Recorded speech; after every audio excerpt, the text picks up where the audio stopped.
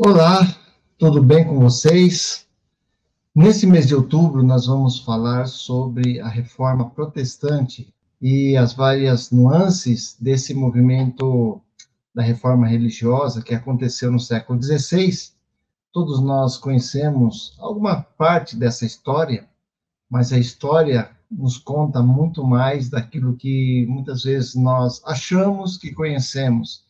Isso é muito importante para o nosso entendimento dos princípios, dos fundamentos, da base que levaram os reformadores a realizarem esse movimento de reforma. E o que nós vamos estudar são sobre os princípios básicos da nossa fé que foram estabelecidos, são os pilares da reforma protestante, que são os 5 solas.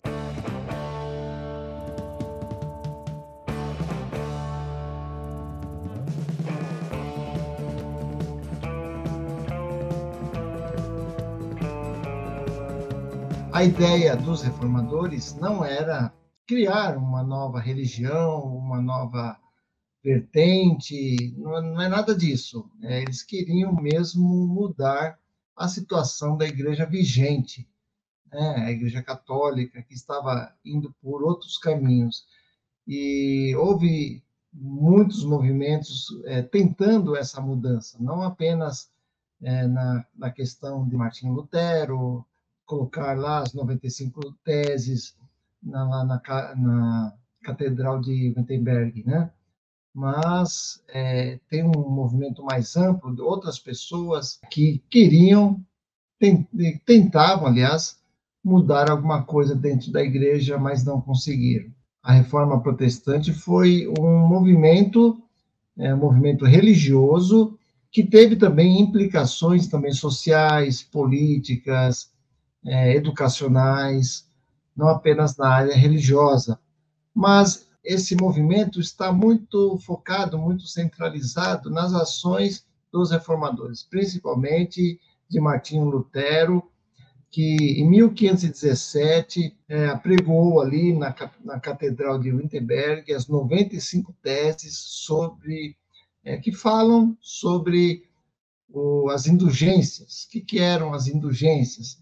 Eram as vendas, né? Eram documentos expedidos pelo clero, né? Pelo Papa, pela cúpula da igreja, absolvendo as pessoas. Então, as pessoas tinham que pagar para isso, né? Tinham que, muitas vezes, vender bens e se desfazer de coisas pessoais para pagar e para obterem o perdão dos seus pecados, a absolvição das suas culpas, enfim, essas indulgências eram cobradas do povo e distanciava cada vez mais o povo da elite, né? O povo dos senhores feudais na época, e também do império. Então, era uma forma de exercer um controle sobre o povo.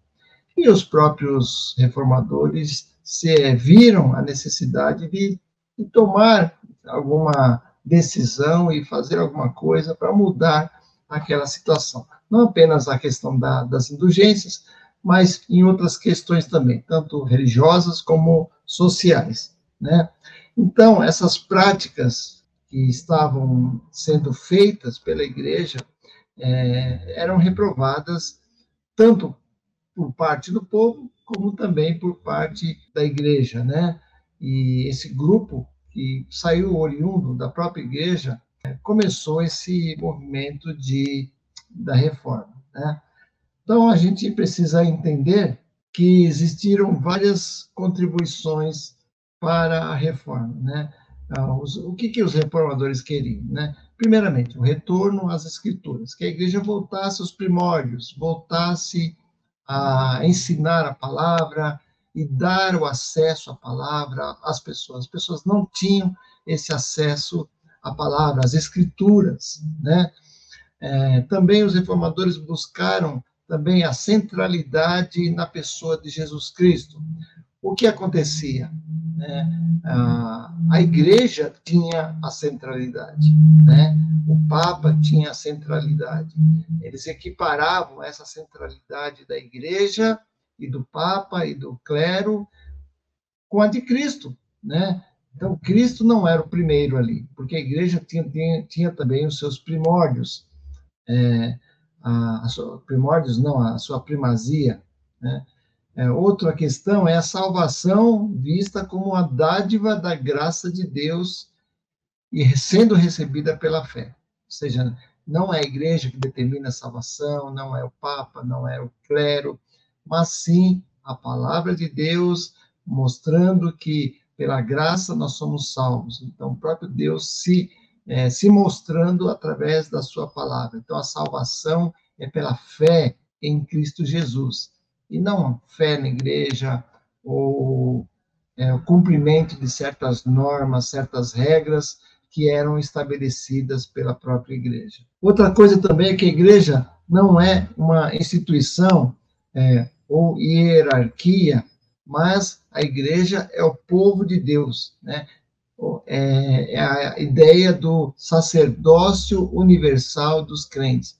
Todos os crentes, então, tinham o dever, o direito, né, de se expressarem, de buscar uma adoração, de interpretarem as escrituras. Então, foram muitos os motivos que levaram os reformadores a entrarem nesse movimento ou começarem esse movimento, né?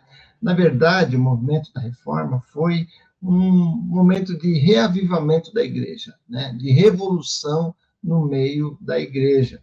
Então, se a gente analisar esses 507 anos que nós temos do advento da reforma protestante, e as suas ênfases teológicas também, as suas propostas, nós percebemos o quanto a igreja brasileira precisa regressar aos princípios que foram estabelecidos na reforma, ou seja, reconhecer as sagradas escrituras como única regra de fé e prática, também reconhecer a suficiência de Cristo para a salvação do pecador, também voltar a crer que a salvação é pela graça de Deus, ela não vem das obras, não vem das práticas humanas, enfim, é pela fé em Cristo, né? Infelizmente, o que nós temos visto, inclusive nas igrejas evangélicas atuais, é um distanciamento desses propósitos, né?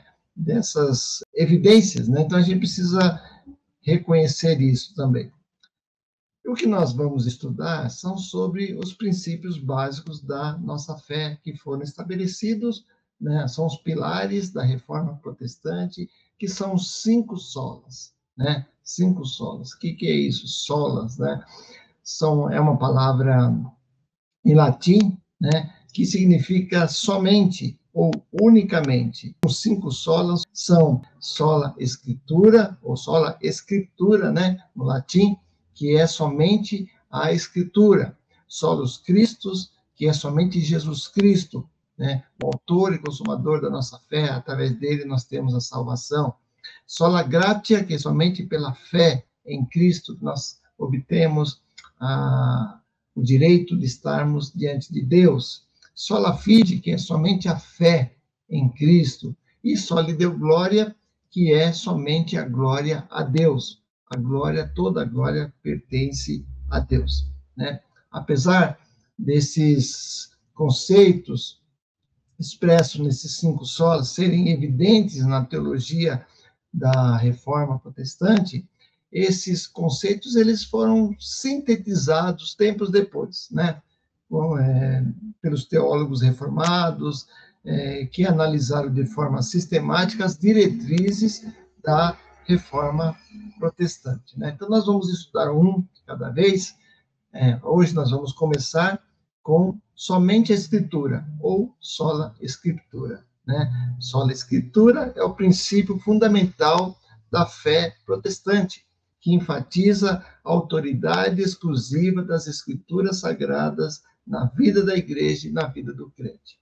é interessante notar, alguns teólogos até afirmam que essa é a principal, ou principal sola, né? Mas porque tudo que nós sabemos a respeito de Deus está baseado nas Escrituras, está baseado na Bíblia, na palavra de Deus, que nós entendemos como palavra de Deus. Essa expressão, sola Escritura, diz que é apenas as Escrituras, somente as Escrituras. Então, não existe outro meio de revelação, não existe outra forma do homem saber a vontade de Deus ou conhecer a Deus, a não ser através da Escritura. A própria Escritura, lá em Timóteo, né, segundo Timóteo 3,16, que fala lá, toda a Escritura é inspirada por Deus e útil para o ensino, para a admoestação, né, para nos ajudar a entender a vontade de Deus em nossa vida, né? Então, sola Escritura, ela indica a inspiração de Deus sobre os homens que a escreveram, né? A autoridade de Deus, a suficiência de Deus através dos escritos ali colocados para o nosso entendimento, a infalibilidade da palavra de Deus e a inerrância das Escrituras. O que muita gente contesta ou questiona nos dias de hoje é que a Bíblia precisa ser renovada, precisa ser mudada, alterada, para se adaptar aos tempos modernos. Não, não é assim, né? Não é assim, não somos nós que fazemos isso. Isso está totalmente contra, está fora daquilo que o Senhor quis para nós, né? A Bíblia é infalível, a Bíblia é suficiente, né? A palavra de Deus é inerrante, ela mesmo se explica, ela mesmo se interpreta. Então, nós precisamos entender que somente a Escritura nós temos o conhecimento de Deus e da palavra, somente a palavra de Deus. Ela é identificada como a nossa única regra de fé e prática. Então, os reformadores acreditaram que a autoridade das Escrituras não depende do testemunho do homem, né? Ou mesmo da igreja, porque ela mesmo se explica. Deus é o seu próprio autor, usando homens para escrever e preservando esse material até nós, nos dias de hoje. Então, naquela época, na época medieval, a autoridade papal, a tradição da igreja, as formulações dos concílios tinham peso igual da palavra de Deus, né? Eram equiparadas à autoridade da palavra de Deus. E o que os reformadores quiseram é mudar isso, ou seja, o Papa, ou a tradição da igreja, ou os próprios concílios, eles não têm autoridade superior à palavra, sequer são iguais à palavra, porque a palavra está acima de tudo. Por isso, esse primeiro sola é um sola muito importante, somente a Escritura. Só apenas a Bíblia é a autorrevelação especial de Deus e da sua vontade ao homem, né? Isso implica que as tradições, ensinamentos e as práticas são importantes, são, mas elas não podem ser equiparadas à palavra de Deus, de forma nenhuma. Então, para a igreja protestante, nossa igreja, nós somos da igreja presbiteriana independente, que veio lá dos reformadores, veio lá da Escócia, depois passou lá para os Estados Unidos, depois vieram os missionários aqui no Brasil, trazendo essa palavra, nos ensinando, né? Foi fundamental, né? Isso representa a crença na autoridade suprema das Escrituras sobre a nossa vida. Quando nós adotamos esse princípio da sola Escritura, a Igreja Protestante preserva a pureza da mensagem bíblica, evitando que venha acréscimos ou alterações ou distorções ou mudanças, né?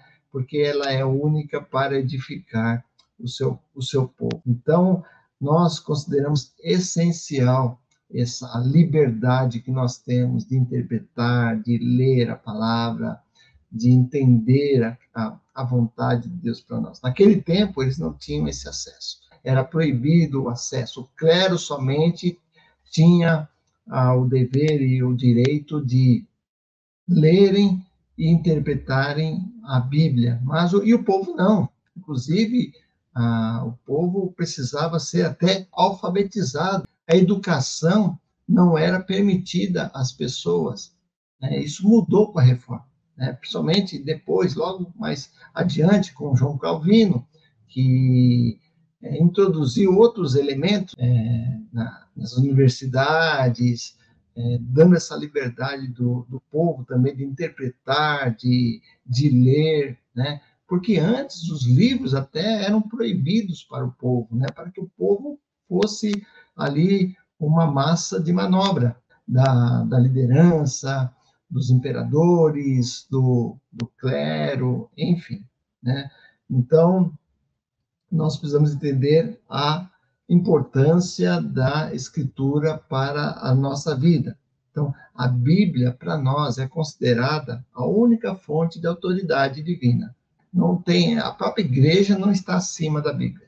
As autoridades da igreja, né, padres, pastores, papas, bispos, apóstolos, não estão acima da autoridade bíblica. Tá?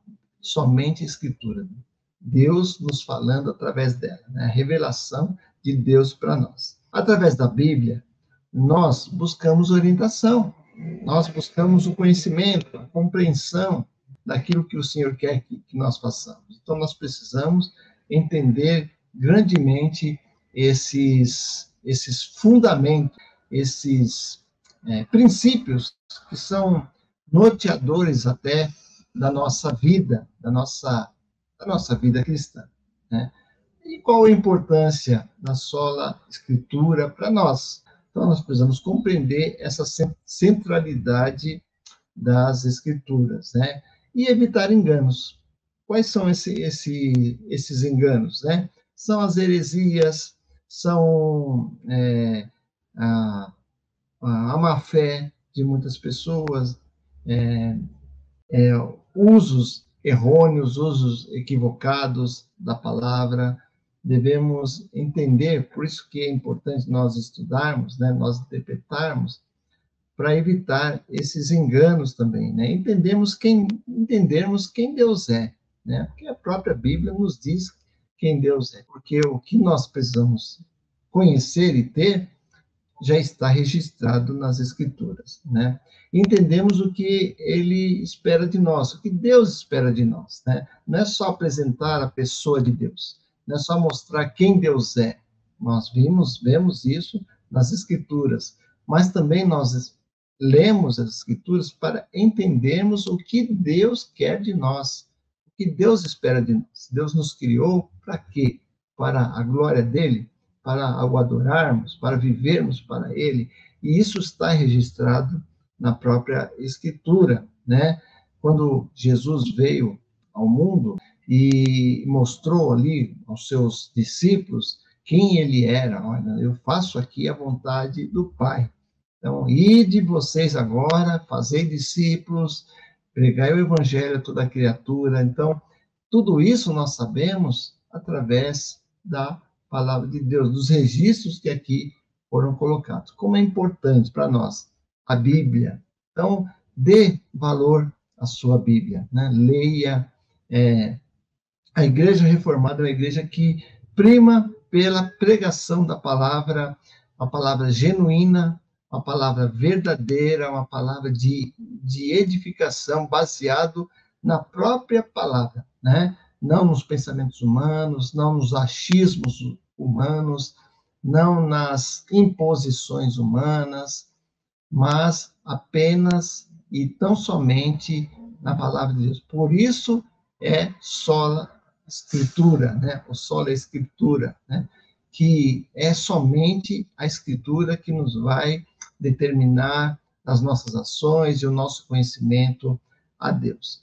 Isso para os reformadores foi muito importante, assim como é e deve ser para nós. Por isso, não abandone esse princípio, devemos preservar esse princípio, né, da sola Escritura, né? Não aceitar outros pensamentos, não aceitar ideologias humanas, não aceitar imposições humanas, se elas não estiverem regradas pela palavra de Deus, né? A palavra de Deus é que determina aquilo que nós devemos saber de Deus e o que Deus espera de nós. Então, que isso te ajude a entender esse princípio dos reformadores e que possamos manter isso. Hoje, infelizmente, não temos visto uma centralidade nas escrituras, porque muitas ideias, muitos pensamentos, muitas religiões, muitas igrejas, muitas coisas fora da escritura que estão sendo ensinadas no nosso meio, né?